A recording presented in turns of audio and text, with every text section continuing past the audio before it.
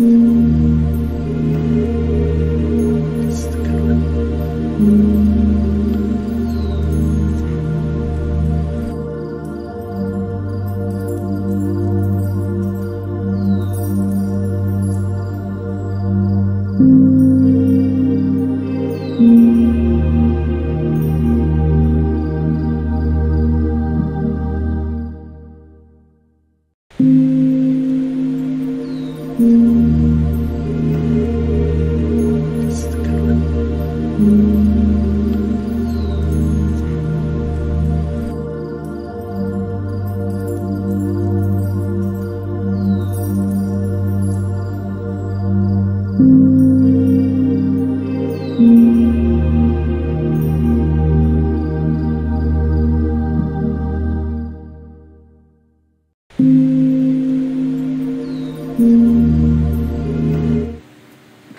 Hello, everyone.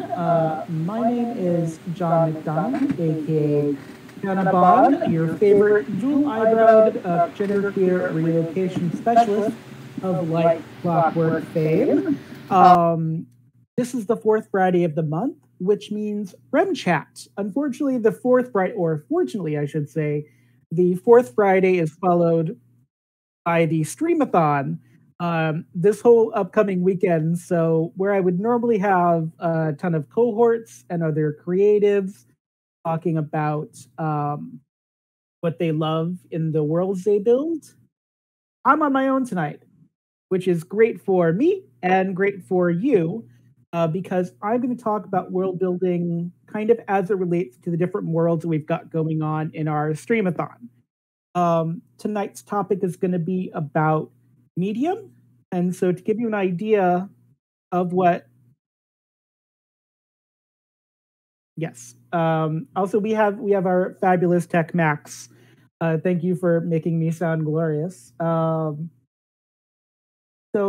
when we say medium, why is this the topic to talk? Hello?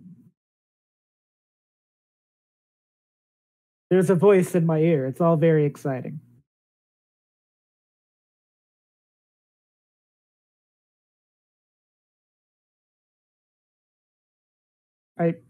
Hello? Okay. All right. Okay, sorry, I have two voices in my ear. I had an echo. I can still hear you. Okay. All right, I'm new to this hosting job, so this is going to be fun for all of us. And so when we talk about medium as far as world building goes, medium is how we as creatives and as audience members interact with each other. So a medium could be like something you watch on TV, a film you see, something streaming on Netflix. I did a list here of the different mediums I am involved in and have done in the past. And so I'm just going to redo this because I want you to get an idea of what a scope of medium is and how important it is to world building. And as we kind of break down the different mediums these streams tomorrow represent, you're going to see that this is actually a really big thing for creatives, that this is something that a creative has to take into account when they're building a world, is how they're going to present it to you as an audience and how we would want it presented to us if we were audience instead of the creative. I'm just going to read these off because this is a really fun list. So I've done drag, I've done straight plays, I've done musicals, which is a straight play with a lot of singing and dancing. I've done audio dramas, both in the Alternia archives here at Rem Alternus, and also a audio drama that I have called Surf City Donuts. Tabletop gaming is considered as its own medium. I've done video game design, and I'm currently doing that. Some stuff with puppetry, both in video form and live. I do a lot of cooking, and you wouldn't necessarily think of cooking as a medium, but it has kind of become a medium. We see more on YouTube. You see it in cookbooks, even in those recipe blogs that we love to kind of like make fun of. That's still a medium unto itself. When you think of it, both how they present a story and how they're helping you to build something.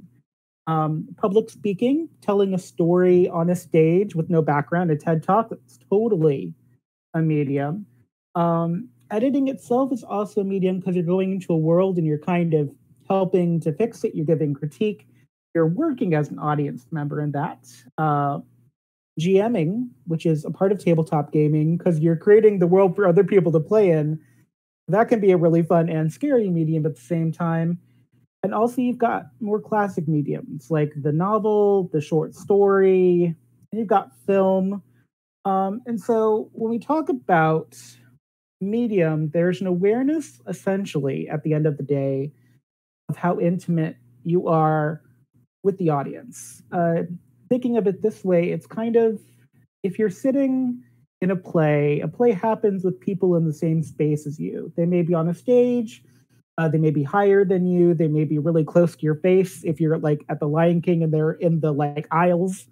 But that's different from watching something on TV on a smaller screen. It's different from seeing something IMAX. It's different from listening to something like a podcast.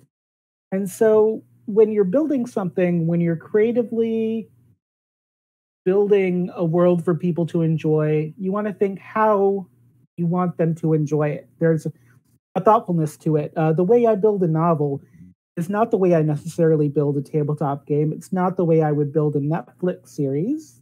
And it's just not the way I'd build, like, if I were doing a fun recipe blog. So, we're going to talk about these in relation to the things we have going on all weekend long. And it's not just cool because you should listen in for, like, the creativity aspect of it. It's also cool because there are going to be some giveaways.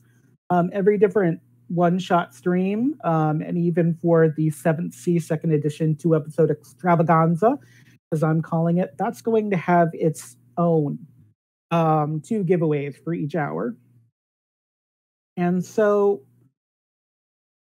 let's start with the classics. So the first thing we're going to have tomorrow morning at 11 a.m. Eastern Standard Time at twitch.tv/Master of Rem is Descent into Avernus. And this is kind of this classic game we've been running here at Rem for a while.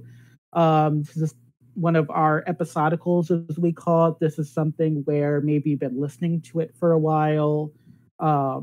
Maybe you've drawn fan art necessarily. Maybe you have a favorite character you root to succeed or a villain that you actually want to fail.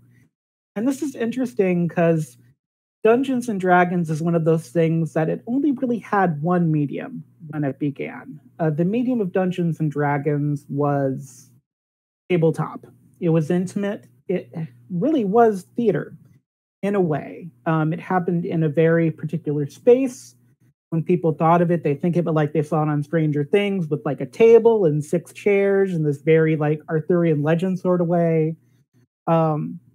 But now we have a whole new way to interact with D&D. I don't think we can talk about this enough, but the idea of streaming something on Twitch, the idea of streaming something on YouTube, how long you wait between episodes, something like even D&D done in short form, like with what Man Schwartz does, where they do more of a comedy D&D.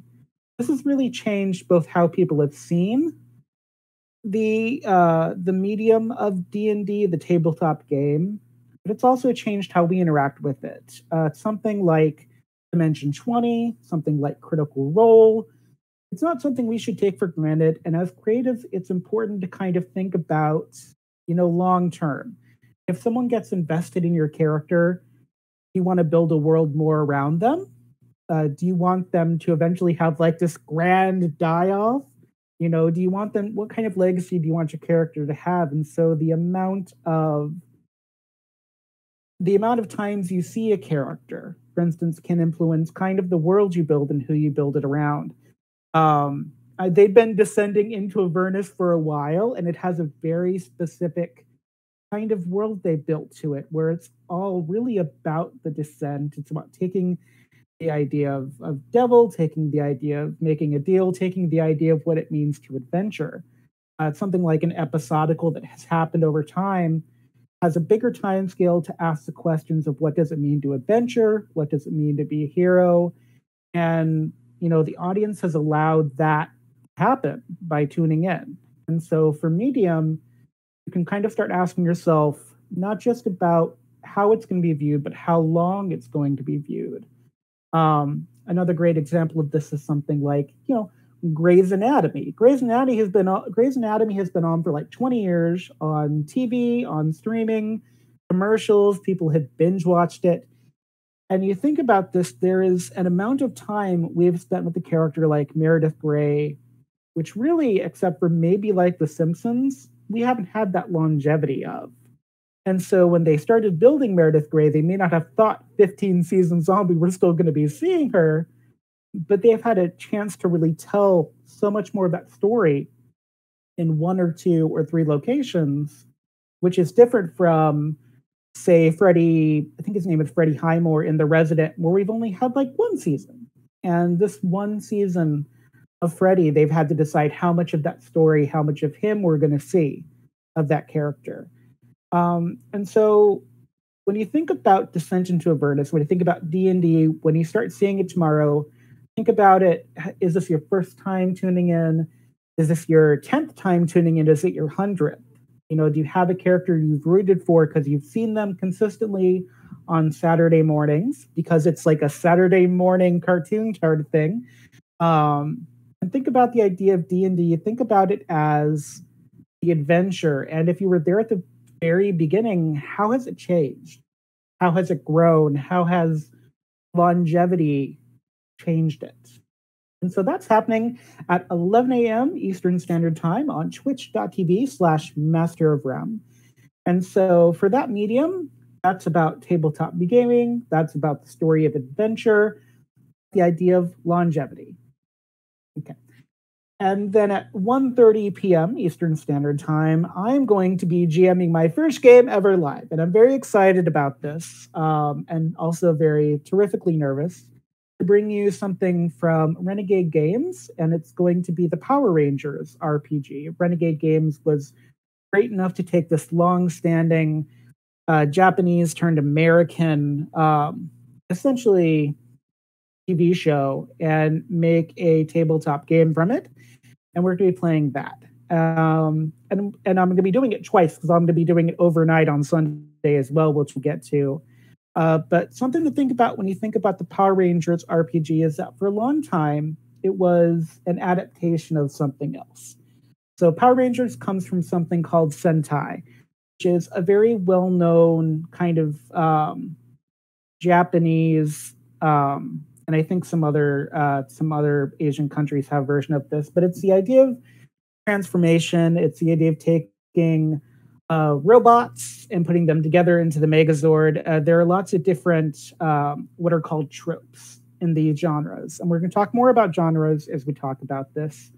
But for the Power Rangers RPG, what I want you to think about is the different ways you've interacted with the Power Rangers and the new ways the Power Rangers have created different mediums. So originally, Sentai became the Power Rangers, and that became a TV show. And that was on once a week on weekends, and then it was on every afternoon. Power Rangers does hold the distinction in American children's television of being the first medium to have a cliffhanger and have something they expected kids to, with an attention span of children, to tune into again the day after. This was unique. It hadn't really happened before. And the 90s was one of those times in TV where they were trying like really unique stuff to see what stuck to the wall. Because TV as itself was not a new medium, but it was changing. We didn't have streaming, but the way that we worked with TV was TiVo was starting to be invented. So they were thinking about how commercials were going to interrupt how a story was being told. They were thinking about what they wanted to show as far as content. They were thinking about who was represented. There's some really great books about what it means to have a TV show. But the idea of a TV show before streaming, before TiVo even, was about the idea of how do we get people to tune in at the specific time to see these specific characters do a specific thing. And TVs back in that time were not like 200 inches tall. That you couldn't get a giant behemoth like you could now. You had a very finite, much smaller screen, almost in the same way that we look at YouTube now as a medium. Even now, there are commercials on YouTube. So it's kind of coming back to that in a cycle. But for Power Rangers, for a long time, all you had was the TV show. All you had was it, if you saw it in that time, saw it at that specific time. You didn't have it on Netflix yet. And by the time we get from 93 when it started officially to 1995 and the first movie came out, you can see a great difference in medium. Because the TV show that has had 2 seasons to grow these characters, 2 seasons to have them discover their power, has a different point of view than a movie, which is 2 to 2.5 hours on a good day of something to keep someone's interest. Especially in the Power Rangers movie, and I have talked about this on my podcast, because I talked about the 1995 Mighty Morphin Power Ranger movie, is the idea of how are we going to tell this message in this finite time, in this finite product that is only going to happen like this way once, with this director, with these actors. And so you can think about Power Rangers as something that has multiple mediums that people might pull from. So you've got the idea of TV, got the idea of movies on a big screen, not a small screen, big screen, because once again, no streaming yet. And then we have something like comics, because comics wasn't a thing that really started changing the Power Ranger conversation until recently. If you look at the old 92, 93 comics, they're just basically retreads of the TV show. But then we started getting something new in about 2017, 2018. And so Boom Studios now produces a comic for the Power Rangers, and they're going off in these interesting directions. And this comic graphic novel thing, and we see it with something like Sandman, which is currently on Netflix, and people have really, really loved, or American Gods, which was on Amazon Prime, that came from a book, also done by Neil Gaiman. You can kind of look at how it's transferred, because you can think about a comic book or a graphic novel as something very different from how a TV show would present itself. TV is not still images. TV is movement. TV is dynamic, right? And then you can look at the idea of how would you translate that into a comic? Like someone doing a karate chop or a putty on a TV show is different than a karate chop in a comic or a graphic novel, right? One thing that's great about graphic novels is they're not stuck in kind of that boxy panel format.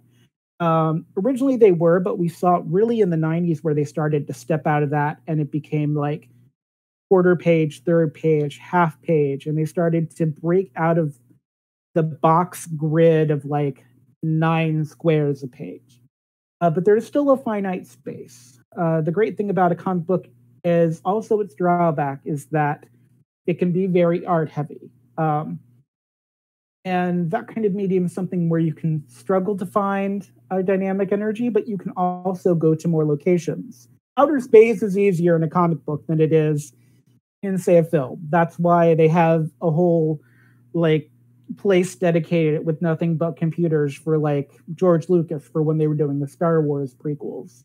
And that's the gift of comics, really, as a medium, is you may not have as much space, but you can do things like go to outer space. You have a much easier time showing magic, too. And when we talk about Like Clockwork, which is how we're ending our Stream-A-Thon, we'll talk a little bit more about that comic book dynamic.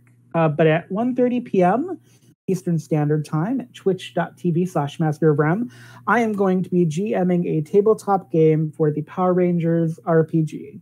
And in talking about this, you'll kind of see why Power Rangers matters to me and what you can do with something like a one-shot where people might be familiar with it versus something like D&D episodicals where it's not just Dungeons and Dragons, but it's had a much longer time.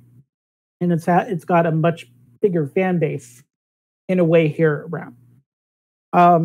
Yeah, and that's going to be the Power Rangers RPG at 1:30. And then at 4:45 p.m. Eastern Standard Time, and I know that's a weird time, but we're doing like 3-hour streams and taking a little break and then coming back. So the 4:40 p.m. time totally makes sense, I promise.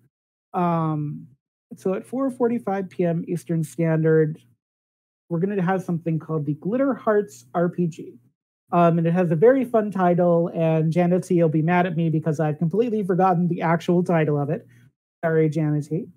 But the Glitter Hearts RPG kind of has a two-part medium aspect to it that can be really fun to talk about. So the first is the idea of Glitter Hearts as this takeoff of the Sailor Moon magical girl. This is a big medium term genre. Here's where we can talk about something called genre. And genre is basically when you have something and you put it in a box and you expect certain things. So when I say Sailor Moon, you can think of it in terms of genre. You've got the magical transformation from normal to superhuman. It's in the term glitter hearts. You've got this glittery, potentially feminine feel to it. Glitter Hearts is really fun because it's glittery. So when we think about tabletop gaming, it may be something that you think of as more masculine, because maybe you think of masculine adventure-based as a masculine energy thing. But there's something about Glitter Hearts, something about the embracing of that feminine energy, the embracing of what makes Sailor Moon great, that I think is going to be really cool. So the glitter is the first part of it. The other part is hearts. There's something great about this RPG in that it's less about combat and it's more about how you approach your enemies, how you talk to people, how you build relationship. So it's also taking a relationship aspect, something that is a trope or part of the genre of Sailor Moon, and it's making it into something where it's a bigger part, and it's not just a villain approaches and then you like hit them with your heat beams based on Jupiter kind of thing. Not saying that's bad, but saying that in a genre, in a medium, it's expected to have a sort of look, a sort of feel. The other thing about a Sailor Moon-like genre, magical gold genre, is that it's not just something that we saw as anime in America. It's something that we also eventually got as a manga. And what's really great about manga is that it's not a comic book. It's manga, and it's so different from what we anticipate as a Western comic book, not just because you read it in a different way you would read a comic book, but because of its longevity, because of the diversity of title. I think there's like something like 15 of the Sailor Moon books. And also some of these mangas would later become Sailor Moon films, which are a pretty big deal. And seeing Sailor Moon in film again, in a bigger square, in a bigger box, is different than seeing Sailor Moon on a TV screen, 5 days a week in the afternoons or in the early morning. And so when you think about medium too, you can just look at something like Sailor Moon and see how did it affect you to see Sailor Moon in a theater? How did it affect you to see Sailor Moon on stage? Because they do occasionally do Sailor Moon on stage. How did it affect you to see Sailor Moon not as a cartoon, not as an anime, but to see Sailor Moon because they've done this thing where they've tried to do it as kind of a live action thing using CGI graphics for the transformation. And so that's also something in medium that you think about is how we're making this going to affect how an audience perceives it. You get more intimacy if there's more fantasy when it's a cartoon versus the intimacy of a living, breathing person, even in a TV screen. And that's something that you can think about when building a world that you're going to show in a medium. This is a really great example of it, is if you're a fan of the Percy Jackson book series, they tried to make a film, and the series creator really hated it because it didn't really seem to understand its source material. And this is something called adaptation. And Sailor Moon has had this adaptation where it's been received really well or it's been received not as well. Sailor Moon did something called Sailor Moon Crystal, which was kind of this reboot of the series in a different animation style, changing up the introduction of some characters, moving some characters earlier, taking some characters out completely.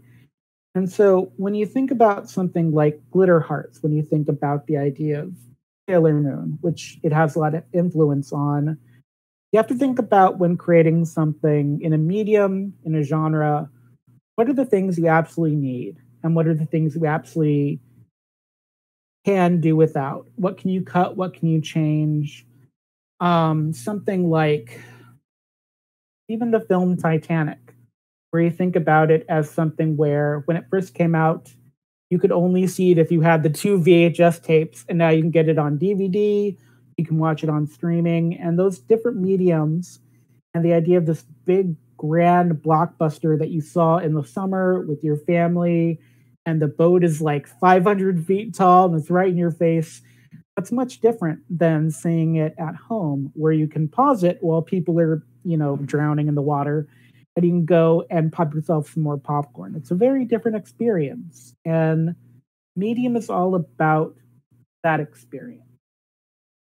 Well, it's Glitter Hearts RPG, and that'll be at 4:45 p.m. And you're going to see how well we adapted the idea of Sailor Moon to this world, how we took this idea of how you do combat and turned it on its head a little bit, how fantastically masc and femme Sailor Moon ideology can be. And also, we're just going to have a really fun time. I'm not going to spoil it for you, but I think it'll be really fun. And that's something that I really like in my tabletop games, both as a genre and a medium experience, is having fun. That's why Panabon is kind of chaotic, because it's fun to have fun for me. Some people really take tabletop gaming very seriously and don't want to have fun. But for me, in thinking about genre and thinking about medium, adventuring's fine, but the fun is even better. After Glitter Hearts at 8:15 p.m. Eastern Standard Time, we're going to have a game of Misspent Youth. And if you've been hanging around a while, you know that we had this great big Kickstarter that we partnered with Fragging Uniform Games to make sure everybody knew about. We ran a few games of it ourselves. I was in one of them, which was a lot of fun. And Misspent Youth is really interesting when you think about medium and genre, because it has a whole bunch of different influences. It's not really from one thing in particular, but from the idea of what does it mean to rebel? What does it mean to be punk? And so you could look at Misspent Youth and say, I'm getting a lot of influence from music. And that is a different genre, different medium completely than someone who'll say, well, I saw The Wall on DVD once, and I'm going to use Pink Floyd's The Wall as my punk influence, versus someone that said, well, I saw SLC Punk, the film with Matthew Lillard, on TV, and so I'm going to make an SLC Punk, and I'm going to totally go Matthew Lillard with this. And so all these different mediums create a different response to the idea of how do we answer questions about community? How do we look at what rebellion means in both its rewards and its risks? There's also a really great, or really sad, depending on who you ask, dystopian feel to Misspent Youth. So you have dystopian novels like Logan's Run or The Twilight Zone, where someone might decide they really want to go with this kind of very shiny exterior, but an interior that's kind of rotting away. You've got, monster movies like They Live, or the movie with Soylent Green. You could do something really visceral with Misspent Youth in that way instead of going shiny. You could do Misspent Youth as a modern day cautionary tale a la Hairspray or Hair, which are these idea of these stage musicals made into film musicals. And so Misspent Youth is an opportunity to think about the kind of mediums that influence what you want to do, because everything that we create happens because of things that touch us. I was talking earlier to Max about watching, Dragula, and how their take on drag has influenced kind of what I might consider what I do when I do drag. The awareness of it, the idea of what does horror and darkness mean to them, both from a film aspect and the aspect of being LGBT. And so, Misspent Youth is really about how do these mediums affect how we respond? How do these mediums happen when we build them as a story narratively together in an intimate space? Because even if you're doing it online, it still feels really intimate. At least it has to me as someone who's played. Misspent Youth is great to also discover new things like, new music, new film, to look at what really makes it for you and to make it your own. And so that'll be at 8:15 p.m. Eastern Standard Time.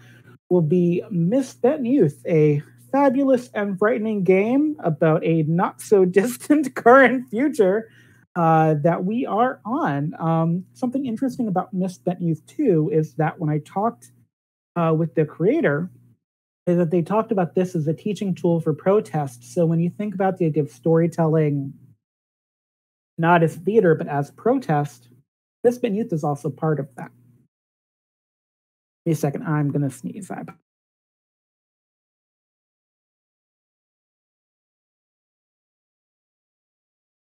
Okay, that's Misspent Youth.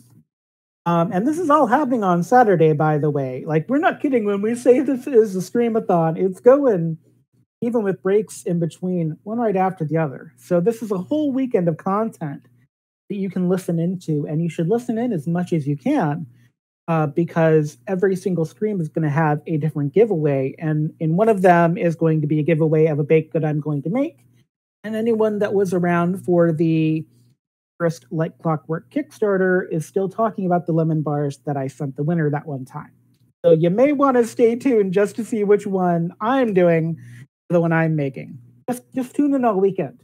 Just come and be a part of the experience, because you as an audience member, someone watching on Twitch right now, or even just participating in the comments, that's a part of this particular medium. The idea of streaming, the idea of instantaneously seeing how people interact with each other, that's a part of this medium. And it's something that you don't want to take for granted, but it's something that we think about when we're streaming. Here at REM, we want you to interact with us. And so this is much more interactive than you just watching us do something as a film.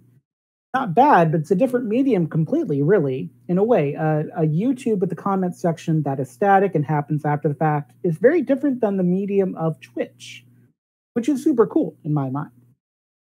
Something else super cool happening as we get into the overnight hours.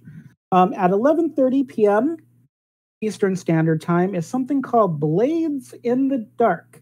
That is done by my fabulous friend Isabeth. They will be GMing. And Blades of the Dark isn't so much about a medium transferred into tabletop gaming as it is about the idea of genre and the idea of mood. I do some of the social media work here for REM, not by myself by any means, but I do a little bit of it.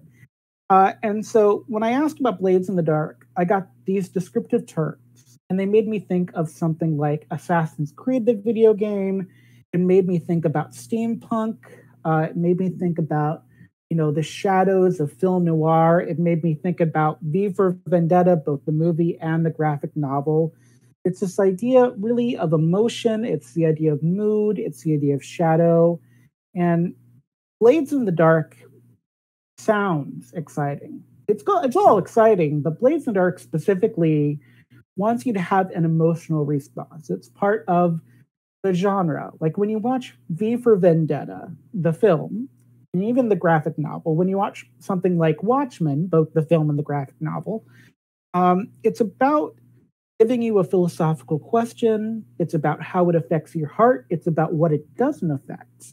And so Blades in the Dark is this really interesting thing as a take on a medium, because it's not one medium. It's a whole bunch of different genres in different mediums brought into one mixing pot and made into this really shadowy, stabby goodness. And were I not doing 14 other things this weekend, I would be probably really excited to be a part of it, because I love the idea of taking the idea of danger, the idea of immediacy, and creating a game around it. It's part of why Panabon is the way it is, because that's fun for me. And also, shout out to Isabeth. I'm very excited to listen in before I do my second Power Ranger stream, which has a Christmas theme. So Blades in the Dark will happen at 11:30 p.m. Eastern Standard Time. And that is all of our Saturday stuff. So I'm going to recap that, and I want to have just like a half second to let you all catch your breath because I've been talking quite a bit. But I want you to just get an idea of the scope of this. So first, at 11 a.m. Eastern Standard Time, we have Dungeons & Dragons, Descent into Avernus, which, like I said, is kind of this long-running, we call it the episodical. And then at 1:30 p.m., we'll have the Power Rangers RPG, which is a RPG based off something that has been TV, film, comic book, even now a couple different mobile games. At 4:45 p.m., we have the very Sailor Moon, very femme-influenced Glitter Hearts RPG, which has a lot of community to it. At 8:15 p.m. Eastern Standard, we have Misspent Youth, which is the idea of protest, which is the idea of reward and risk and consequence, which is the idea of pulling all of these genres without a specific medium into this idea of what does it mean to find your place and fight back? Or what does it mean to find maturity and make choices that have consequences, both good and bad? And at 11:30 p.m. Eastern Standard Time, fittingly, as we turn to night completely, we go to Blades in the Dark, which has this alleyway wanted poster, Robin Hood, Jack the Ripper, almost horror Halloween feel to it. At least that's how I take it. Now, when you listen in, you may think it's completely different. You may say, this isn't 10 candles, this isn't scary. But there is a part of adventure that does have a horror aspect to it. If you've ever seen the great movie Pagemaster with the young Macaulay Culkin, you totally should, because that will give you an idea of how that works. And so that's all Saturday, all Eastern Standard Time, all right here at twitch.tv/masterofrem, which is what you're watching right now as I am here with you for a little bit of time. And I want to give you a chance to ask any questions in the comments before I head on to Sunday, which is another full day of streaming. I'm going to give you a second for that.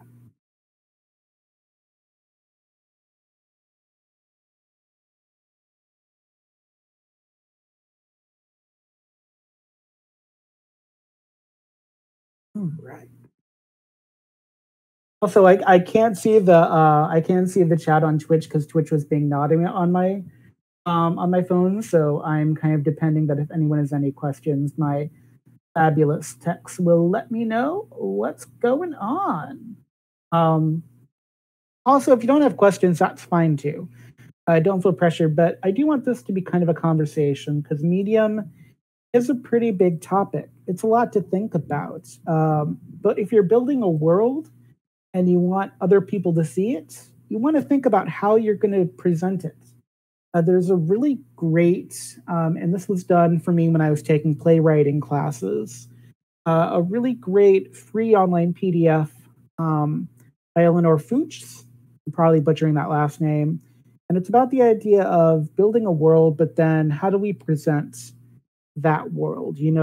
We take for granted the idea of the fact that we have gravity and there's a finite base to that. But like if you're building something underwater, gravity is different.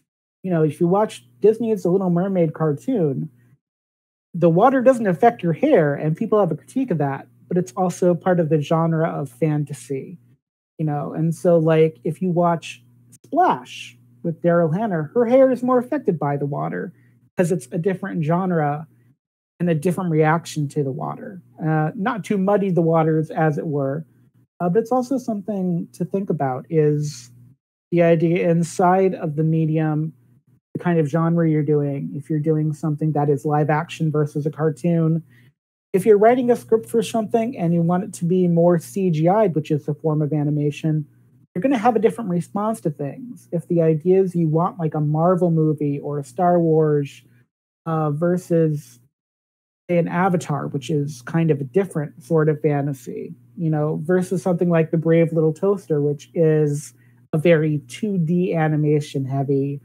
event. The idea of how much fantasy can you add to the world? The idea of how much horror can you add to the world? The movie Last Night in Soho, that is this like beautiful time traveling epic. That's also a scary movie. So you want to think about that. Okay, so that was all of Saturday and a lot of me talking. So Sunday at 3 a.m. Eastern Standard Time, we start with another Power Ranger stream, which I will be GMing as well. And this one has like a holiday focus. And this is really fun for me because inside of, the medium of what we consider the holiday film, there's lots of ways to go with that. You've got everything from White Christmas to the Santa Claus to the nightmare fuel of Polar Express, where they were still trying to figure out CGI, to things like Lion in Winter, which is a historical period film. And so the idea of really breaking down what do you need for something in the Christmas genre, how does that work with Power Rangers that really is like this short-term episodical adventure if you only really know it from TV. And so something about the medium here is that it's not just about the Power Rangers, it's Power Rangers doing Christmas. And they have done that before. They specifically have had a VHS Christmas adventure that I think came from the TV show and wasn't just a one-off. But that is a finite representation that may or may not be the representation you see on Sunday. You're just going to have to tune in to find out. So that's Sunday at 3 a.m. Eastern Standard Time. If you're watching on the West Coast, that'll be midnight for you. That's going to be really fun, just kind of over-the-top fabulous Power Ranger fun. And then after that, at 6:15 a.m. Eastern Standard Time, we're going to have a Shadowrun game. And Shadowrun is one of those really fun things that have been around for a while, almost as much as D&D, not quite as much, but it does have a very specific feel. If you've never played Shadowrun before, it is about the future, but it wasn't a future anticipating kind of the technology we have now. They have a very specific feel to it, a very specific version of the future, a very specific view of magic. Shadowrun as, dystopia is really its own genre. It has a very specific sort of fan art style to it because there's been not much of an official movie. There was a video game made for it, but Shadowrun really is something made for groups of friends, made for the tabletop, made for that intimate, almost theater setting. Something about Shadowrun, too, is that it has sort of this nostalgic charm about what we thought the future would be, about what we thought dystopia would be.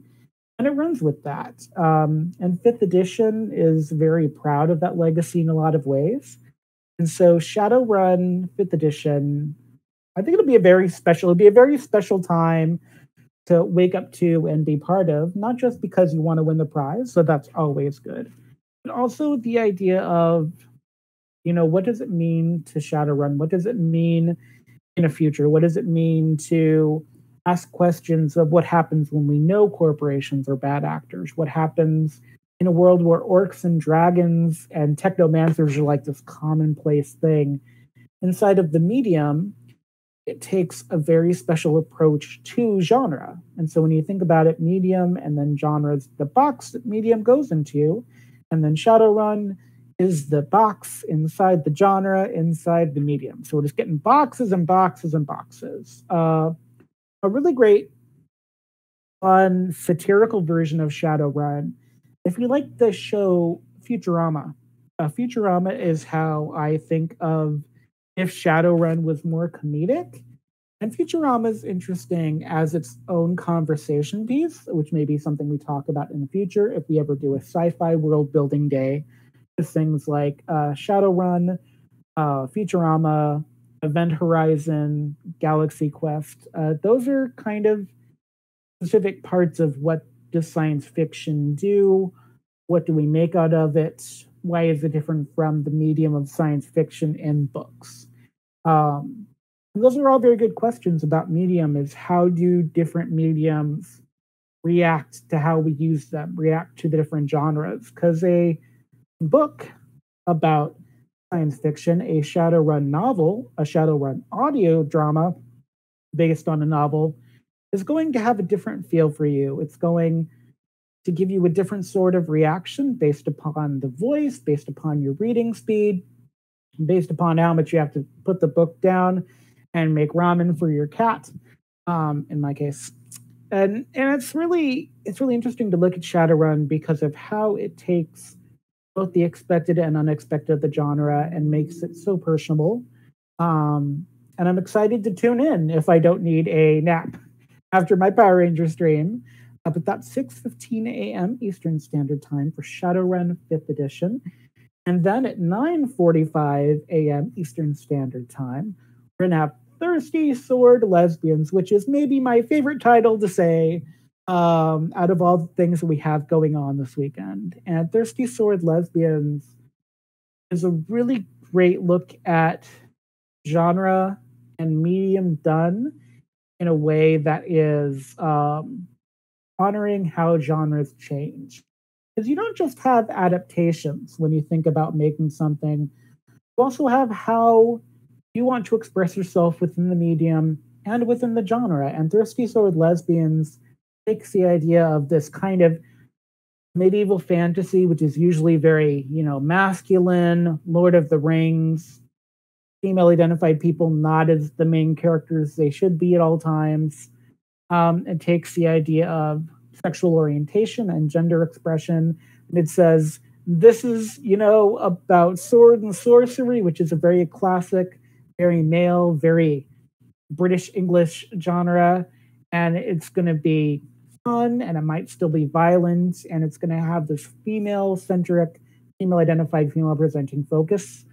Thirsty Sword Lesbians. It's a fun title. The title really says it all, and I'm very excited about bringing this, being part of the culture and family that bring this to you. It just sounds like fun, and that's another thing that I said once before was really important to me. And I know the people involved are very excited about it. I think we've done a couple of them, a couple of Thirsty Sword Lesbian runs as one-offs when we do REM game nights, which are coming back in a different variation in September. It may or may not be an upcoming trivia night, and we'll see how much you like that as an audience out there. But Thirsty Sword Lesbians is both a medium bending and a genre bending event. It's very exciting. 9:45 a.m. Eastern Standard Time. And then after that, we go to the high seas with the 7th Sea 2nd Edition 2-episode extravaganza starting at 1 p.m. Eastern Standard Time and going all the way to 7:30 p.m. And so the 7th Sea is really the idea of this kind of pirate adventure. And pirates, definitely as a genre and a medium, tend to be adventure driven. Instead of this really inner thoughtful dialogue necessarily, it's more really about the sword fight. It's about physicality. It's about how big and vast the ocean is. And 7th Sea does all that. It adds in the magic that you expect kind of from D&D. It adds in this element of danger that is more expressed. And then the 7th Sea is really about the idea of adventure. And adventure is an interesting medium because an adventure in book or an audio drama is different from an adventure, as tabletop that you can do over several years maybe, or even just in a one-shot or a two-shot like this is. So it's the idea of, with the adventure medium, how long are you going to tell the story? Is the story going to be in different multiple little bits? But also, how many emotional beats can you put in there? Because when you think of the adventure story, the adventure genre, you may not be thinking about the inner life. You may only be thinking about, a really great swashbuckling pirate that only does sword fighting. And that's fine, because that's part of the genre, but there is also parts of the genre that are more about the idea of what does it mean to be on a crew? What does it mean to mutiny? which is something that they're also struggling with in the Tales of the Asteria in our Alternative Archives podcast right now. So what's really great if you do an adventure over longer periods of time, over more books, over like a series, not Black Sails, but the one where they're all gay pirates, whose name I cannot ever recall when I need it. You can think about the idea of taking this adventure and being able to dive into why people adventure and why they do what they do. The adventure genre can be a great place, depending upon how much time you have to ask questions, to talk about the structure of how people live kind of in this microcosm. An adventure movie is very closely associated with like a war movie, like 1915 or Saving Private Ryan, which even when done in blockbuster format really does have an intimate feel at the end as someone achieves their goal. The adventure genre, the adventure medium is really interesting based upon how you intake that medium, based upon how many commercials they are to break that reality for you, and based upon how many episodes they are. Something we haven't touched on much, a little bit, like when I talked about Grey's Anatomy, but the idea of we live in an age and a culture where people now binge things. You know, they take an entire day and they watch 8 hours of content of something that was spaced out over like 3 or 4 months in half-hour episode formats. And that's not something to take for granted when you think about medium, because the idea of being able to do that on Netflix is still a relatively new thing. And it does influence how creatives create things now if they're creating for that medium. The way that you approach creating a finite 2-hour film that may or may not get a sequel is different now than how you'd approach creating something like a TV show about pirates on the high seas, you know, that's going to have 3 seasons, 12 episodes each. Each episode is an hour. And the expectation is that people are going to watch these episodes one after the other. A Netflix show, we still call them TV shows because they can't get out of that, but like a Netflix show like Stranger Things, even how we interact with what used to be appointment television when reality TV was a thing. Like, you can now watch all 300 seasons of The Amazing Race or Survivor in a row. You can binge it. You can disassociate. You can be a passive person watching something to like decompress rather than being actively invested in it. And the idea of, do I want my audience to have active investment? Or is it okay if they have passive investment is something to think about. Is how, not just about intimacy, it's how much you want a person to be able to watch something over and over again and react. And so 7th Sea, second edition, will have all that and more. 1 p.m. Eastern Standard Time to 7:30 p.m. Eastern Standard Time. And that's going to be a 2-episode extravaganza. There's probably going to be a break in between there. I'm pretty sure there's going to be a break. There's going to be 2 different giveaways. There's going to be a little bit of a changeover in the cast, probably. All I know is the episode titles are Grand Design Part 1 and Part 2. And beyond that, I can't tell you anymore. I just know Grand Design is very exciting. And the idea of this adventure genre, pirates meeting sorcerers on the open high seas where things are infinite and you never seem to get to any land, I find that really exciting. And then we end the Stream-A-Thon at 8 p.m. Eastern Standard Time, just like every Sunday almost. We end with Like Clockwork, which is a steampunk D&D extravaganza in the world of Caiaphas. And Caiaphas was created by your own GM, Danny Oliver.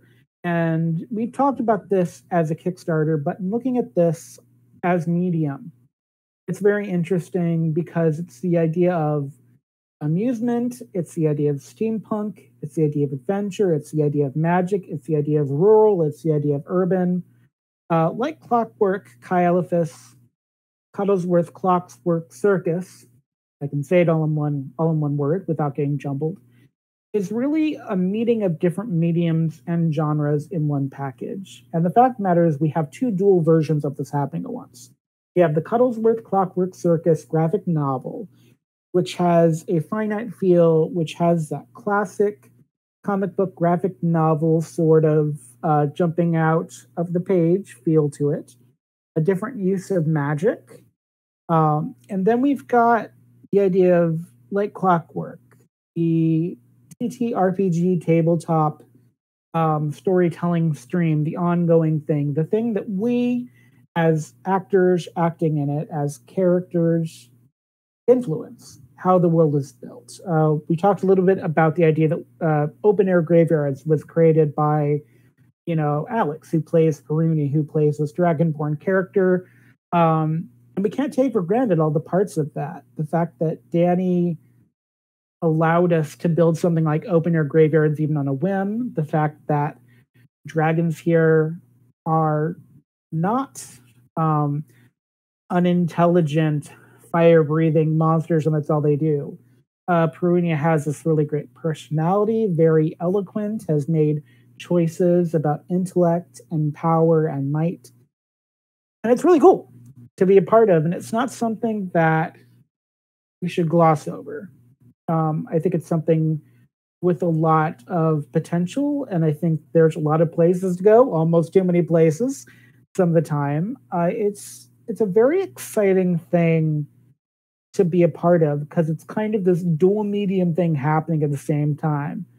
It's like we've got Danny over here there's a Dungeons and Dragons TikTok that sometimes some of the stuff that we do ends up in there, which is really cool.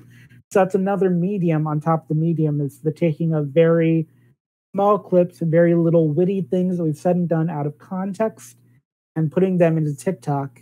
There's the stream itself that we play in every Sunday, which has given it that same kind of feel like Descent into Avernus, where it's happening over and over and you learn about the characters in an almost infinite way, as opposed to, say, The Chilling Adventures of Sabrina, where it's a finite 5 seasons and eventually it's only going to be through fan fiction and fan art that they grow.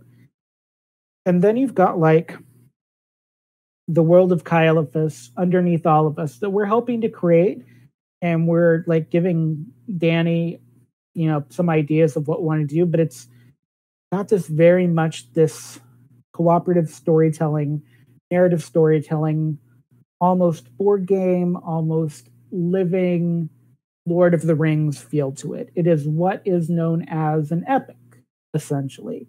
And this epic allows it to be bigger. It allows smaller characters to take on bigger roles in the universe.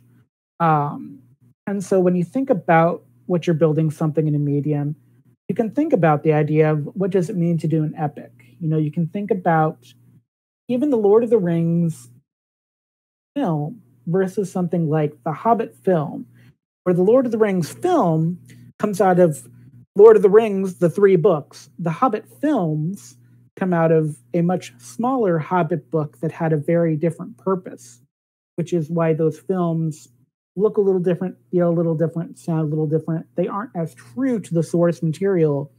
That's an adaptation choice. Much like there were some adaptation choices made for Percy Jackson, which may be changed for the Disney Plus reboot, essentially, that has happened. I think it's a reboot. I'm not actually sure. And so when you think about the idea of medium, and you think about the genre inside the medium, and then inside the genre is another box, which is labeled, the idea of story. So an epic is different than a very small thing that has a lot of heart to it. Well, I don't want to say that wrong. Let me re-say that because my brain didn't quite catch up with what I was trying to say. But so when you think about it, you can think about something like a stage play like Tennessee Williams' Cat on a Hot Tin Roof, which is a finite 2-hour production about the idea of truth versus lies, versus something that is an epic like Lord of the Rings, which has a lot of heart to it, but takes place stretched out over, I think it's like 12 hours with all the extra material. And they both come from stories that were adapted into something different. And the people that adapted them had different reasons they were telling the story. Famously, Cat on a Hot Tin Roof had a very different ending the first time around. And Tennessee almost walked off the set because they didn't like what he was doing with their stuff. But Peter Jackson, in adapting Lord of the Rings to film, wanted to do something very true to the material, wanted to keep that grand feel, and we still think about it today. I mean, we still play. There are some Lord of the Rings board games out there that are just beautiful things you can play. You can feel like you're part of the adventure. In a non-epic related, the Goosebumps books are kind of like that, for like young adults and young teens. And it's really cool to be part of this thing that has so many different mediums associated with it, showing off like what we do as technology. The idea of crowdfunding is not quite its own medium, but if you look at how a Kickstarter works, about how we use Kickstarter and GoFundMe and Indiegogo to tell our stories in shorthand, to give a synopsis, to get people excited by talking about both what genres they are and how they escape their genres. Because for me, like clockwork, a circus element has some bits of horror to it, some bits of sci-fi. It has, the illustrated man from Something Wicked This Way Comes from Ray Bradbury, has a little bit of We're Back, a Dinosaur story where it's whimsical and it's dark. But it also has that steampunk, that sci-fi. There's a cowboy element to it that I really love. The idea of sand. Like I think about one of our characters, I think about Lox, played so admirably by Roland Raja. Shout out to Randy. And I think it's really important when we talk about what we do in medium is that all these things are part of the conversation. It's not just about writing a story. In some ways it is. In some ways, the big hurdle is getting the story done. But if you're writing a story and you're writing it so you're going to GM something, it's going to be very intimate. It's going to be dice rolling, and there's lots of different choices that can make like a choose your own adventure almost. That's different from something that you want to see on the big screen in IMAX with the Marvel logo on it. It's different than if you want to see something where you want it to be done by Disney. It's different than if you want it to be done in a small indie theater and only 50 people are going to see it. It's different if it's done with puppets. And that's something to, think about when you're writing, when you're being creative, is how do you want the audience to interact with it? How much interaction do you want them to have? Do you want it to be it's like the Lion King musical where like sometimes the actors are right here near your face in their masks and they're very colorful. Do you want it to be something like horror driven like Carrie? Do you want a Dragula experience where it's very much dark and yet glittery and could be Master Femme? Or do you want a RuPaul's Drag Race where it has more of a femme bent, where it wants to be something very particular with a particular message? And that's something to think about in creative. So that's a lot. And we're coming up on an hour now, even though I kind of fumbled the introduction. So I just want to go through what's going to happen for you this weekend. In a few hours, in fact, it is currently on East Coast time. It is currently 9 p.m. Eastern Standard Time, currently 9:06 if you want to get technical. And so just a few hours away from now, at 11 a.m. Eastern Standard Time, we're going to start off with the Stream-A-Thon. And we're going to have our first giveaway, and we're going to have our first round of GMing, and it's going to be a thing where you're going to get to see how, medium and genre and intimacy all work together to create this wonderful weekend of story and content, heroes and villain and warmth and humor that you can be a part of as an audience member. That it's not a passive thing unless that's what you really need, but it's an active thing. You'll have chances to say stuff in the chat. You'll have chances to cheer on people that you want to see succeed or fail. And you'll have chances to win prizes that'll really bring it home for you. We're going to go through this, and this is BioWare second anniversary Stream-A-Thon. So it's been 2 years since we've been officially what we are now, and it's an exciting thing to kind of close out the chapter in 2 years and open the chapter on 3. And I'm really honored to be a part of it. And so at 11 a.m., we're going to have Descent into Avernus, D&D Episodicals 4. At 1:30 p.m. Eastern Standard Time, we're going to have the Power Rangers RPG. At 4:45 Eastern Standard Time, we're going to have Glitter Hearts, which is that Sailor Moon RPG kind of feel. 8:15 is going to be Misspent Youth. 11:30 is going to be Blades in the Dark. Give me just a second. I have to catch my breath. because then I get to talk about Sunday, and it's very exciting. And so Sunday at 3 a.m., you're going to get a chance to visit the Power Rangers with me again. Power Rangers Part 2, Christmas time. At 6:15 a.m., you're going to get Shadowrun, which is that really great retro yet futuristic tale of corporate espionage. Or maybe not corporate espionage. I don't know what's going to happen. At 9:45 a.m., you can get Thirsty Sword Lesbians and all their medieval lesbian glory. At 1:30, a 2-episode extravaganza set on the 7th Sea where pirates and sorcery mix. And then at 8 p.m., starting our weekend off fresh as we do every week, it's going to be like clockwork, a steampunk D&D adventure with everything you need. And you're going to get to watch it all here live at twitch.tv/masterofrem. And truly, it's going to be a really cool experience. And it's also just part of what we're doing here at Rem. Because we do have like these really great Kickstarters. We have our issue 2 of Cuddlesworth Clockwork Circus that we've got going on currently. We have the upcoming one for the Pure Alchemy soaps. But we've also got our streams. We've got our Monday Night Paranormal Albany, which is taking that Harry Dresden world within a world urban fantasy. It's asking questions of the genre. It's living, it's breathing. Got a lot of vampires, which is super sexy. And then Tuesday nights, we get Shadowrun, and it's in Chicago, and it's so classic. It's everything you love. Every other Wednesday, we have Shadowrun Denver, which is kind of that new, what are we currently doing sort of thing. And on Friday nights, we have things like Rem Chats. We want to talk to you. Saturday nights, we do things like Goose Goose Duck after Saturday mornings, where you get your ascent into Avernus going on, like every other Saturday. It's so cool. I love them descending. It's really great because usually at adventuring you think of ascending, so descending is so different. It's so good. And then back here again on Sunday, it's like clockwork, and it's everything you want. And so that is what I have for you today for world building, talking about Medium. And we're going to be doing this once a month. So at the 4th Friday of next month is going to be, as I have this, but I don't have it written down.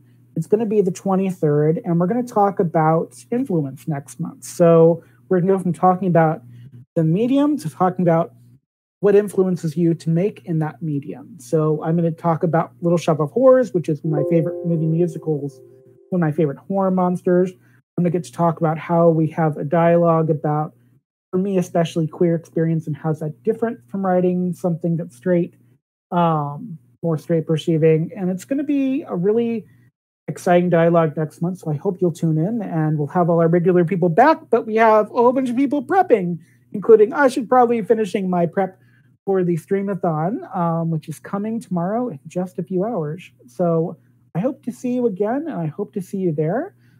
This is Panabon, aka John McDonald, and I want to thank you so much for joining me on Remtrats, and I hope you have a great weekend, and I'll see you bright and early tomorrow morning for the Stream-A-Thon start at 11 a.m. Eastern Standard Time.